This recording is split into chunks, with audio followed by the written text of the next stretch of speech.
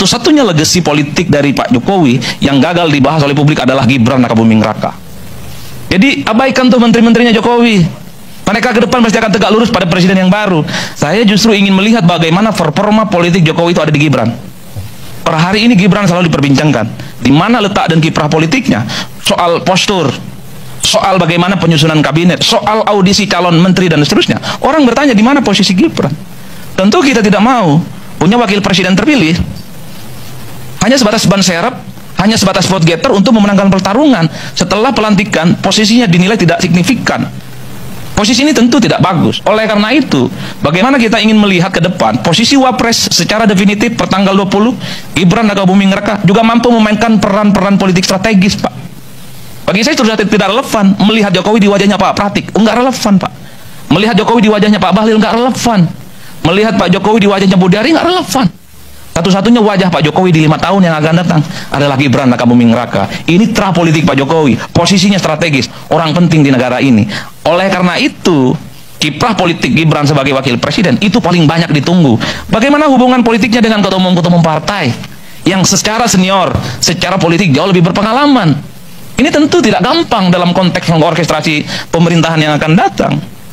Saya selalu mengatakan pemerintah 5 tahun ini kan agak jomplang dari segi umur dan segi pengalaman, Bang. Ada yang cukup senior, ada yang bintang 4. Tapi pengalaman politiknya luar biasa. Tapi kita punya wakil presiden, Tori Susai.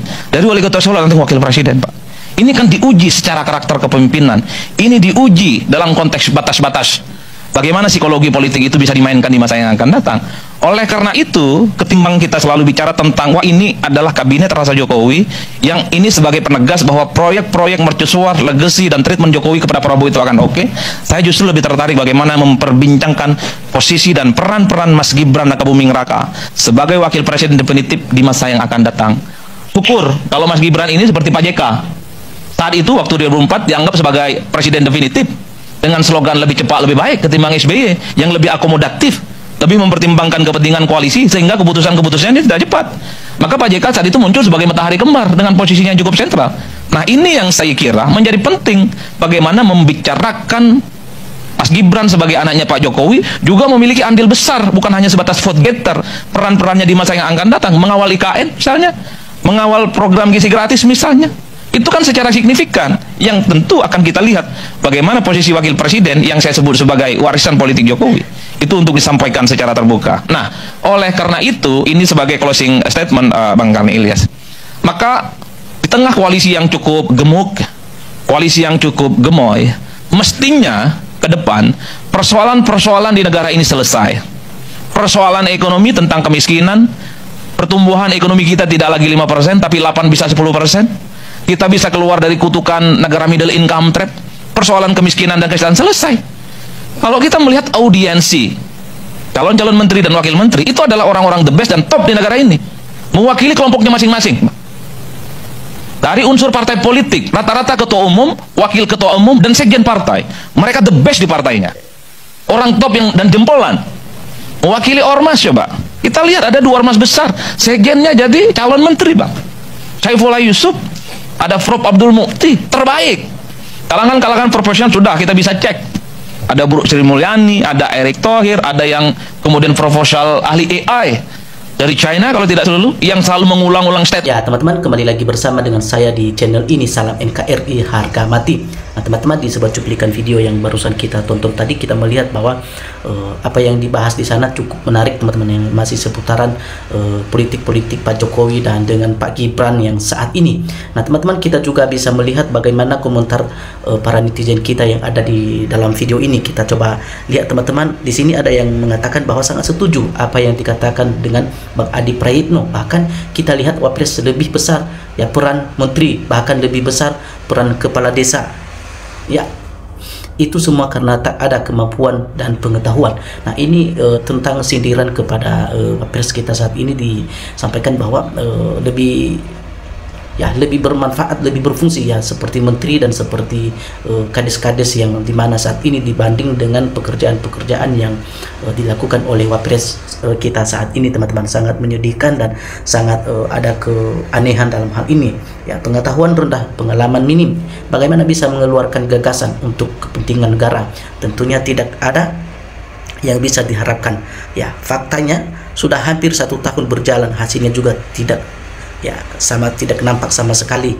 Ya, sebagai orang nomor 2 dalam sebuah negara harusnya bisa menggendong berpuluh-puluh juta rakyat, tapi yang selama ini terlihat malah terkesan jadi beban omongan masyarakat luas. Ya. Dan mungkin lebih dari separuh jumlah penduduk Indonesia merasa mules melihatnya. Nah teman-teman, ini betul sekali ya, sudah hampir 1 tahun lebih ya Gibran saat ini sudah menjabat sebagai Wapres Republik Indonesia saat ini, dan namun sampai kini belum terlihat nampaknya apa yang menjadi hasil kinerjanya ya selama dia duduk di Wapres saat ini. Namun disampaikan bahwa tadi lebih besar perannya menteri-menteri atau para kepala desa yang ada di kampung-kampung justru daripada terlihat apa kinerjanya Wapres kita saat ini. Nah mungkin para netizen kita bisa mengomentari hal itu karena mereka melihat bahwa apa yang terjadi saat ini tentang Wapres kita, teman-teman. Nah terus kita lanjutkan lagi ya, kapasitas Gibran diperhadapkan dengan tugas yang harus diemban sebagai wakil presiden ya jauh dari harapan publik, kecuali ya para termulnya yang merendahkan kepribadiannya. Ya betul ya, abang ini Bang Edi namanya, jenius sekali ya. Tunjukkan ijazahnya Pak Jokowi, kalau asli penjarakan semua ya Roy Suryo, dan kalau beres ya salam waras ya. Gibran tetap tidak mampu ya di tahun 2029 ya. Tidak mungkin Prabowo duet lagi dengan Gibran, sama saja ya menampar wajahnya Prabowo di muka dunia ya. Dan rakyat Indonesia ya sangat-sangat ya, rakyat Indonesia Jokowi menghasilkan uang ya, mungkin hasil korupsi akan digunakan Gibran di Pilpres tahun 2029 ya. Makanya Gibran harus dimasukkan ya, apalagi kalau terbukti tidak punya ijazah SLTA atau ijazah SMA. Nah teman-teman, ada yang berikan satu tanggapan di sini bahwa mengatakan ya kalau bisa di tahun 2029 lagi jangan lagi Pak Gibran ya yang menjadi wapresnya Bapak Prabowo, atau kalau bisa lebih cepat lebih baik saat ini wapres kita dimasukkan saja, jangan sampai ditunggu lama karena akan berbahaya, dampaknya sangat buruk ke depan kalau memang ini terus berjalan dan terus dibiarkan, teman-teman ya. Kita melihat bahwa usut kekayaan Kaisang, usut kekayaan Bahlil, dan usut kekayaan LDP. Nah, semua ada kenanya. Ya, Kodari ente-ente Jokowi nomor Wahid pasti membela Gibran dan Wapres ijazah bodong. Nah, ya, melihat 1 tahun si Samsul berbagai Wapres, ya, gue yakin 100% siapapun lulusan SMA di Konoha pasti lebih baik daripada Samsul lulusan SMA yang asli. Ya. Nah, kita melihat bahwa di sini ada yang mengatakan bahwa ya 1 tahun sudah berjalan ya si Bapak Wapres kita ya menjalankan tugas sebagai Wapres, tapi namun sampai saat ini belum terlihat jelas apa yang sudah dilakukan di negara kita ini. Nah, Samsul cuma sampai tempat SMP di Solo ya, ke Singapura buat rehabilitas ya pemandu narko jenis bukan. Nah, ini teman-teman ada yang ya teman-teman baca sendiri lah ya, saya agak berani membacakan komentar kawan ini ya. Oke. Emangnya Gibran bisa memberi ya sumbangsi pada negeri ini ya, bapaknya saja sudah 10 tahun berkuasa hanya jadi beban negara dan rakyat ya.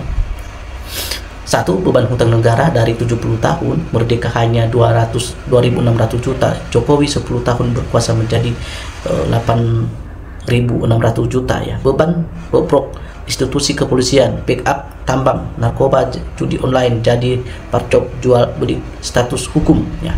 Bumi, air, dan kekayaan alam seharusnya dikelola negara ormas dan memantau Jokowi bisa pengelolaannya. Nikel di Ambon ya memang sahamnya Bobi Nasution. Oke, setuju dengan Andi Pra, kabinet yang gemuk harus prosentes keberhasilan adalah tinggi karena uang atau gaji yang dikeluarkan untuk menteri, wakil menteri ya, komisaris dan lain-lain semakin besar semakin ini terbukti ya. Gibran sama dengan Ma'ruf Amin ya, hanya dijadikan alat untuk pemenangnya ya. Kemiskinan di Indonesia tidak akan bisa berkurang, kalau bisa berkurang cuma di atas data ya yang manipulasi, karena kemiskinan selalu dipelihara pemerintah untuk mendulang suara di pemilu selanjutnya. Semakin banyak yang miskin semakin menang, ya. Menjawab pertanyaan Andi Prayitno di mana peran Gibran sebagai wapres mayoritas rakyat sudah tahu, ya. Jawabannya yakni didorong-dorong menurut analisa orang waras itu simpel, ya. Bagaimana Gibran cuma lulusan SLTA itu pun masih diragukan, ya. Minim prestasinya dari wali kota Solo RI 2, ya, membawahi para profesor dan jenderal pastinya tak bakal bisa muncul, ya. Kita lihat saja, ya, setahun jadi wapres apa yang telah dilakukan. Tapi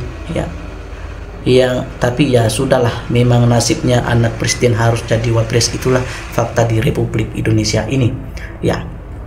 Suruh aja Fufu Fafa jadi KRT, kepala rumah tangga kepresidenan, sesuai dengan pengalamannya jual martabak. Nah, teman-teman, banyak sekali ya komentar-komentar yang sangat luar biasa di dalam kolom komentar video ini. Ya, ini ada yang mengatakan bahwa ya Om Kodari udah senang kali ya, wajahnya cerah karena uangnya udah banyak. Ada yang ngomong Om Kodari itu penjilat, ya gitulah, benar gak Om? Nah, ini ada yang mengatakan Om Kodari, ya Kodari bangga Gibran jadi wakil presiden, padahal lebih baik Kodari wakil presiden saja Kodari. Nah, oke, Undang-Undang Nomor 28 Tahun 1999 tidak ditaati, ya. Termul memang udah putus urat malunya, semua tidak aja. Termul memang udah putus, ya, urat malunya, semua tidak aja yang malu melihatnya. Oke. Ya, ijazah palsu mungkin banyak ngomong makin tambah malu. Ya, Gibran belum layak jadi wapres, masih layak jadi tukang martabak saja dulu. Oke, nah teman-teman, itu hanya sebagian dari komentar-komentar yang ada di dalam video ini. Dan jika teman-teman ya ingin memberikan satu tanggapan atau pendapat, ya dipersilakan teman-teman untuk menyampaikannya atau mengomentari di dalam kolom komentar yang ada di dalam video ini. Nah teman-teman, saling mendukung channel ini supaya ada informasi selanjutnya atau perkembangan berita, teman-teman nanti tidak sampai ketinggalan juga. Oke teman-teman, salam NKRI harga mati.